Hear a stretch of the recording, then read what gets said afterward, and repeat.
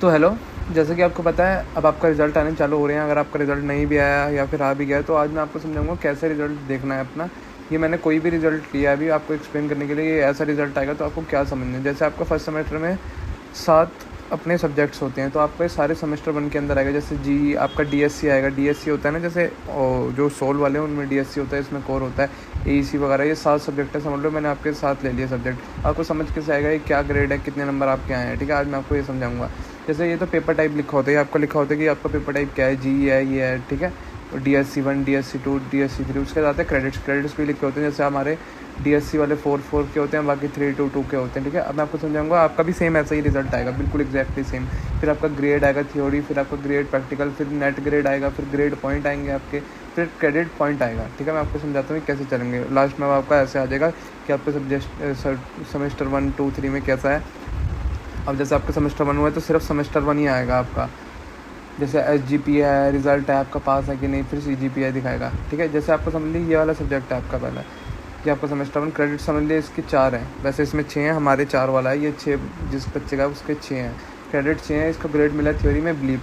ठीक है, अब आपका या तो ना ग्रेड होगा B, या तो थ्योरी वाले में या तो प्रैक्टिकल में। ऐसा नहीं कि सब्जेक्ट दोनों होंगे। ठीक है, या तो उसमें होगा ग्रेड में होगा या तो प्रैक्टिकल में होगा, क्योंकि एक सब्जेक्ट का या तो ग्रेड होगा या प्रैक्टिकल होगा। दोनों में से किसी में भी पास होना आपका मतलब पास हो जाओगे तो आप नेट ग्रेड में पास हो जाओगे। ठीक है, दोनों में से जैसे समझ लो हमारा एक वो एनवायरमेंटल साइंस वाले का एग्जाम नहीं हुआ था तो उसका ग्रेड प्रैक्टिकल वाला लगेगा।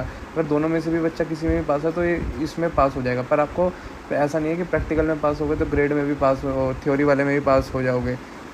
ठीक है, क्योंकि ये इसके होता है 90 नंबर का, ये होता है 10 नंबर का, मतलब ऐसा रेशियो होता है। मैं आपको बता रहा हूँ। ग्रेड देख लिया आपने, जैसे B+ है, नेट ग्रेड आपका B+ उसके हिसाब से आ जाएगा। ग्रेड पॉइंट आ गए आपके 7, क्रेडिट पॉइंट आपके हो गए 42। अब मैं आपको बताता हूँ, इस दोनों को ना मल्टीप्लाई करना होता है, ग्रेड पॉइंट और क्रेडिट को भी। 6 7 जा 42, 6 7 जा 42। ठीक है, अब आपने जैसे सारे सब्जेक्ट के देखने हैं। अब आपका जैसे ये है 6, ये आपका डी ग्रेड है तो आपको 6 मिला है, तो इसमें ग्रेड पॉइंट 4 मिले हैं। तो इन दोनों को मल्टीप्लाई करेंगे 24। ये एट दी एंड जब ये अपने 7 सब्जेक्ट की समझ लो आपकी ये आ गई, ये सारे सब्जेक्ट आ गए ना क्रेडिट पॉइंट, इनका मेन रिलेशन है। क्रेडिट पॉइंट ले लिया आपने, अब टोटल क्रेडिट पॉइंट आपके ये हैं। जैसे सेमेस्टर 1 के इन सबको टोटल करेंगे ना तो आपका ये सारे आएंगे, ये टोटल क्रेडिट पॉइंट। जैसे आप इन 7 सब्जेक्ट के अपने प्लस करोगे, जैसे फर्स्ट सेमेस्टर में ये जो 4 सब्जेक्ट हैं, 1 2 3 4, इन सबको प्लस करोगे तो आपका 136 आएगा। तो मतलब हम सेमेस्टर 1 के निकाल रहे हैं। टोटल क्रेडिट्स क्या हैं, ये वाले क्रेडिट्स हम इनको जोड़ेंगे। 6 + 6 12, 12 12 + 6 अपना 18 18 + 4 ये अपना हो गया 22। टोटल क्रेडिट हमारे 22 है। ये अपना टोटल क्रेडिट पॉइंट है, मतलब हमने ये वाले प्लस कर दिया, ये वाले 7 सब्जेक्ट के प्लस कर दिया, और ये हमने 7 सब्जेक्ट के ये वाले क्रेडिट प्लस कर दिए। ये आ गया ये टोटल क्रेडिट पॉइंट। अब इन दोनों को डिवाइड करना है। 136 डिवाइडेड बाई 22 6.183 आ गई आपकी SGPA आ गई। अब आपको इसको अपना परसेंटेज में कन्वर्ट करना है, तो आप इसको ना 10 से मल्टीप्लाई कर लो सिंपली। अपना इसको 10 से मल्टीप्लाई कर लो, 10 से, तो आपका वो आ जाएगा वो अपना रिजल्ट, मतलब परसेंटेज आ जाएगी आपकी रिजल्ट में। इसमें आपका पास आ जाएगा। जैसे इसकी ये बच्चा पास है, जैसे 60% के करीब इसके आएंगे तो ये पास हो जाएगा। और CGPA में भी ऐसा है, CGPA निकालनी है तो जितनी भी CGPA भी सेम निकलती है।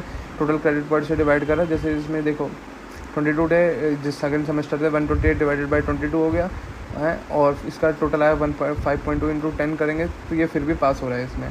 ठीक है, ER हमारा तब आएगा जब, और इसमें ना जैसे इसमें मैं आपको बताता हूँ, जैसे इन सब्जेक्ट में अगर बच्चा पास नहीं हुआ, या तो AB उसके लिए आएगा, या तो बच्चा एब्सेंट है, या तो वो उसके लिए आएगा, या F इसके लिए आएगा कि बच्चा फेल है। अगर आपका ये आया तो आपका फिर ऐसे ER लिखा आ जाएगा रिजल्ट में ना।